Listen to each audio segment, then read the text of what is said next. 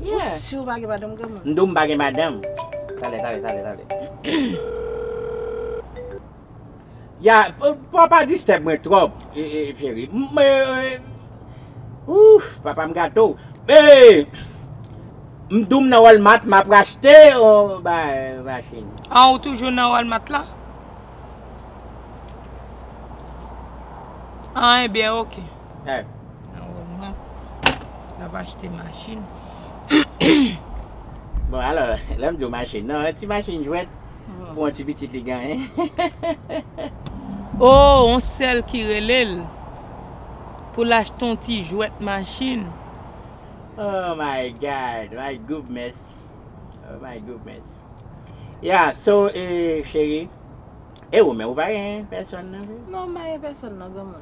Nga vin la kayo? Love le gaman. Domi onfle? Jan vle gaman.